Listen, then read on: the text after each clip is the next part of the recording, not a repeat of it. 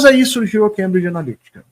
A Cambridge Analytica surge no início dos anos 2010 e foi uma empresa que originariamente começa com Steve Bannon, e o Steve Bannon começa a olhar para esse negócio de redes sociais e diz o seguinte, cara, é muita informação que essa gente não aproveita, né?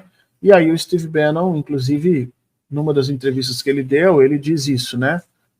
Ele cunhou o termo garbage data, né? Ou seja, os dados lixo, que eram os dados que o Facebook não entendia para o que fazer, o que deveria fazer, o que deveria mexer, não tinha função nenhuma, aquilo só ocupava espaço, e espaços gigantescos dentro dos seus servidores.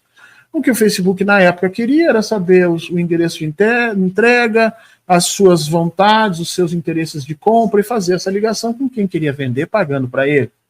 Mas o Steve Bannon olhou para isso, o pessoal da Cambridge Analytica olhou para isso e disse, cara, essa rede social me dá uma quantidade de informações brutais que esses caras não estão aproveitando. Que informações, Fernando? Bom, eu consigo saber se a pessoa gosta de gatinho, eu consigo saber se a pessoa gosta de cachorro, eu consigo saber se ela prefere viajar para o litoral ou se ela prefere viajar pelas montanhas. E tu vai dizer assim, não, mas isso o Facebook já sabia, isso é uma parte comercial.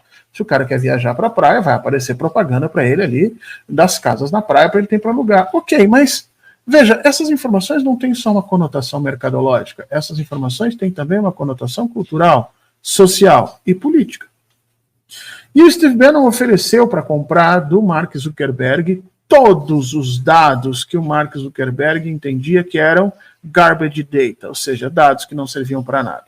E ofereceu alguns milhões de dólares ali para mexer com isso. O que o Steve Bannon fez? Transformou isso numa Big Data. O que é uma Big Data? É um conjunto de dados, normalmente um conjunto gigantesco, tá? São bilhões de dados que tem ali, em que você, a partir de determinados algoritmos, softwares, inteligências, técnicas, você pode tratar esses dados e chegar a determinadas conclusões. Fernando, que conclusões? Bom, eu posso descobrir qual é o comprimento normal que os ingleses na cidade de Cambridge usam todo dia de manhã e comparar com o comprimento que se usa em Londres, o comprimento que se usa em Roma, né? Como é que as pessoas conversam, com que linguagem eles... Dá para fazer isso com a Big Data? Dá. Eu posso ir mais adiante e descobrir quem é conservador, quem é mais liberal, quem é mais progressista.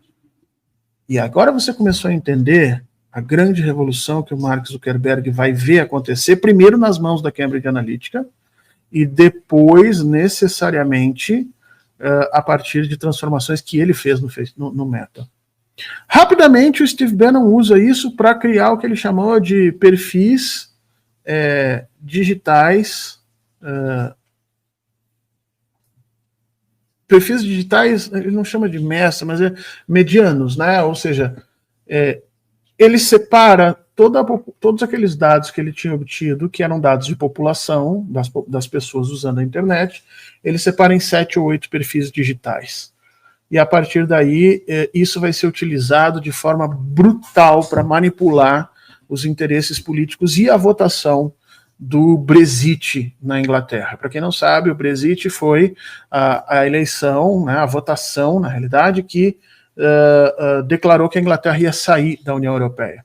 O interessante sobre essa eleição é que os ingleses não sabiam qual era o custo de sair da União Europeia, os ingleses não sabiam por que eles iam sair da União Europeia, os ingleses não sabiam quando iam sair da União Europeia, os ingleses não sabiam quais as consequências de se sair da União Europeia, e ainda assim fizeram a eleição.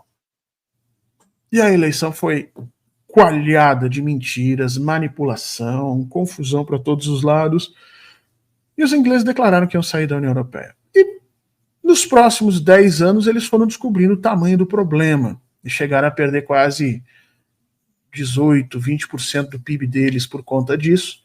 Tiveram problemas sérios de abastecimento em várias cidades, tiveram problemas para vender produtos para a própria União Europeia. Chegou um momento, inclusive, que vários políticos da Inglaterra chegaram a pedir uma nova eleição para verificar se deveriam sair ou não, começaram a fazer os cálculos para ver o tamanho dos prejuízos, mas tudo isso ficou menor frente ao trabalho que a Cambridge Analytica tinha feito.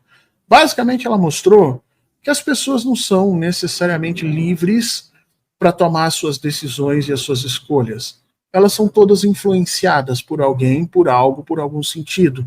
E se você criar mecanismos para fazer essa influência, você passa a agir dentro do processo de tomada de decisão dos indivíduos.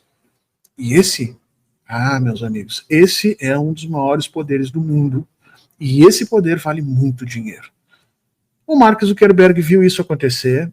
Ele foi chamado no Senado norte-americano e quase foi processado. Aliás, ele tomou uma multa por vender os dados e de forma não consensual, sem explicar para os usuários do Facebook para fazer isso. E ele apareceu lá, você pode pegar, né, no YouTube o depoimento dele, e ele lá diz que não sabia de nada. Não sabia o que os dados iam ser usados, não sabiam. Ele só sabia que eram dados que não eram utilizados pela empresa dele, e ele achou.